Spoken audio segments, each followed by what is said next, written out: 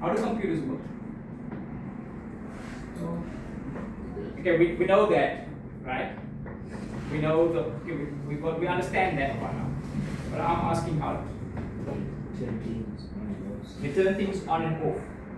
But how do they know how to turn things on and off? Or how do they know when to turn things on and off? Or what do they need? If you are cooking a pot of food, what do you need? Inez, you cook. You don't cook. Oh, it's the wrong question for you. You cook. But what do you generally need if you want to cook something?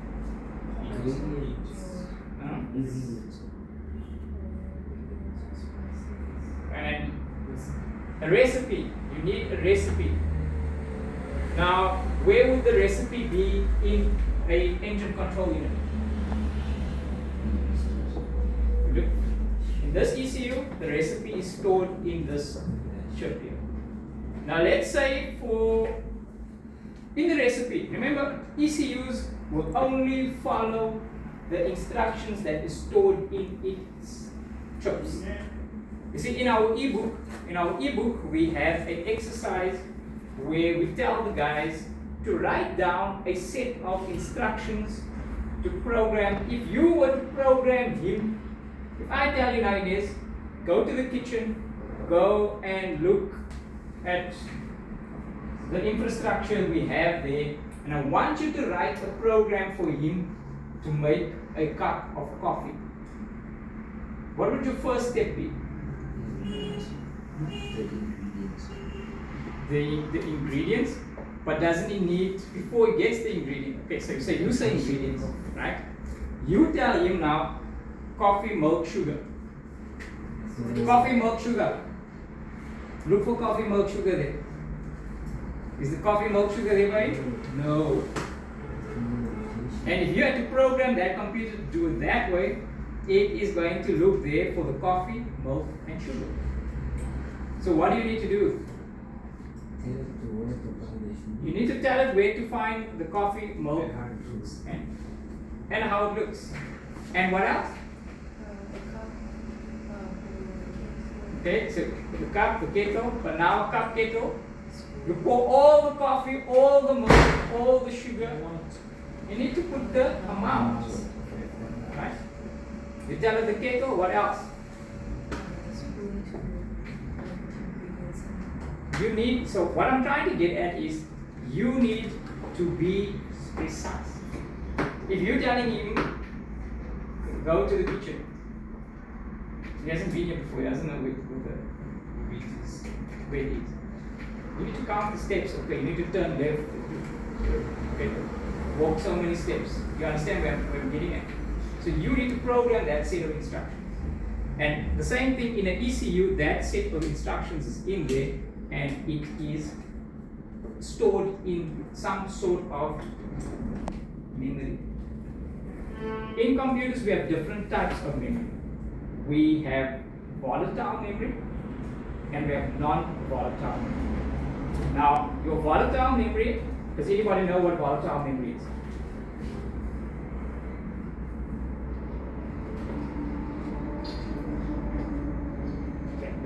Basically, volatile memory is memory that needs power to store stuff. So, with volatile memory, if you remove power, what happens? The memory is gone. As if any of you work on something on your computer and power is lost, and then you see that the thing is gone. That thing, where was it stored? It was stored in volatile memory, so it was stored in RAM. It hadn't been moved to your hard drive or to any permanent storage. So in ECUs, we also have volatile memory and we have NVRAM, non-volatile memory. Now, if you look at fault codes are sometimes stored in NVRAM, right? So on some cars, if you scan a car and you take the battery terminals or put it back on, those fault codes are gone. Where was those fault codes stored?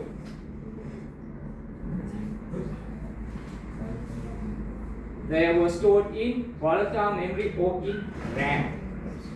Okay. that brings us to our next form of memory. And this is the one I'm going to let you guys read. That one is the EEPROM. It's one of the most important types of memory in a vehicle. EEPROMs are they stand for electrically erasable programmable read-only memory. Right? What that means is if we take this EEPROM off here, it won't lose the information that is encoded in it. You need to send it a set of instructions to erase it. Now, this is where in our classes we focus on EEPROM memory. Because in EEPROM memory, that is where our security data is stored. So your vehicle security data or any data in that, like if you look at that specific ECU, in that specific ECU's EEPROM memory, that is where that vehicle's configuration is stored. Now in this particular vehicle, the key data, that's a Ford Motronic, so the key data is stored in that EEPROM. So if we wanted to program keys to that box, we would take the information from the transponder and we would put it into that EEPROM. Okay. Now, another thing about EEPROMs is sometimes boxes will not have physical EEPROMs. If we look at this box here, this is a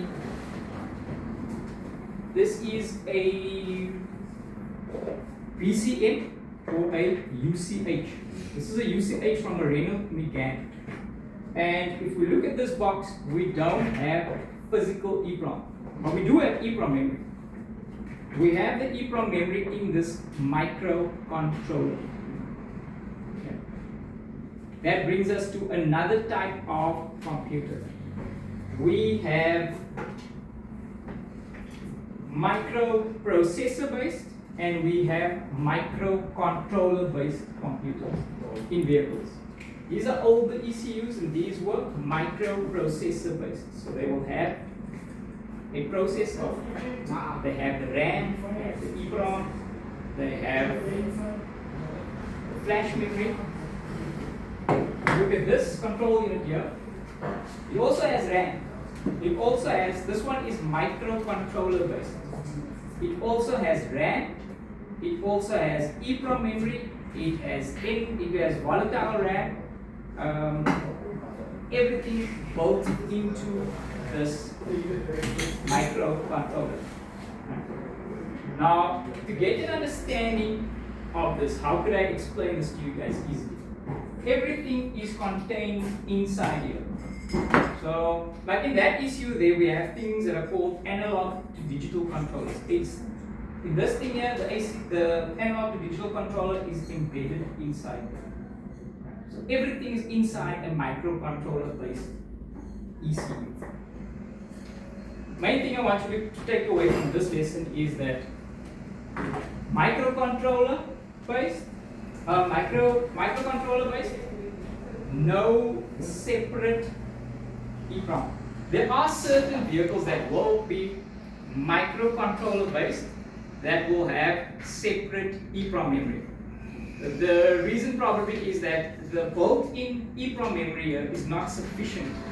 So certain vehicles will have a separate EEPROM and a microcontroller. Now, when we look at microcontroller based memory, it just means that inside that microcontroller we have rooms. So you will have your room for your EEPROM. It's like a house. So if you take a house and you split the lounge, you can maybe assign to your flash memory. So your engine maps will be stored in the lounge. Your immobilizer data, because your immobilizer data is not that big, it will be put in a smaller room. You understand? And some ECUs will keep a backup copy of certain information in a different room. Okay? So this is just for you to get a basic overview of how these computers work. Does this make sense to any of you? Yes. Okay. Now, on previous thing there. You see he's got lights here.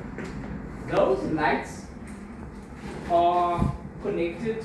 If we follow those lights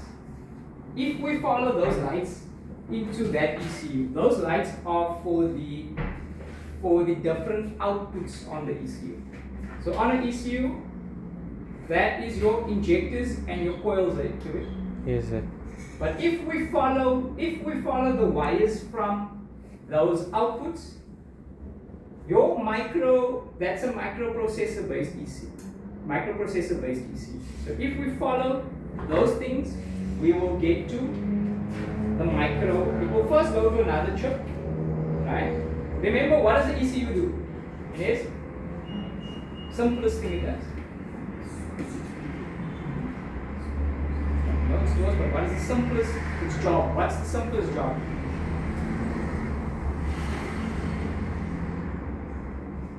What's the simplest job? Switches things on and off. That's the simplest job of a ECU. So now what we need to understand is that ECUs cannot switch high currents. They cannot switch high loads. They cannot switch high voltages. So they will tell somebody else to do the switching. So if we follow this, if we follow those LEDs there, follow those outputs, they will go to another chip, and if you follow that chip, the input side of that chip will go to that chap there.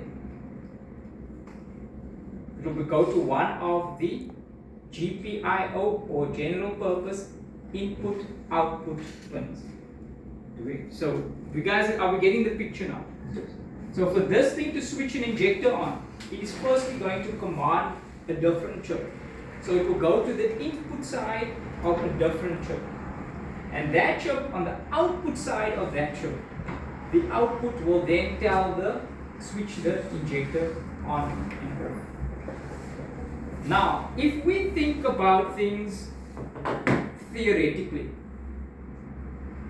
if, for example, there was a Panasonic tough book laying here, that laptop, bring me that laptop please. If I've got a Panasonic tough book, and we have a lot of tough books because they're fairly robust machines. What they do, they can't fail. Okay, no, not that. Okay, no, it's fine. You can leave it. The other one, the laptop one. What is happening there is, one of the keys is sticking.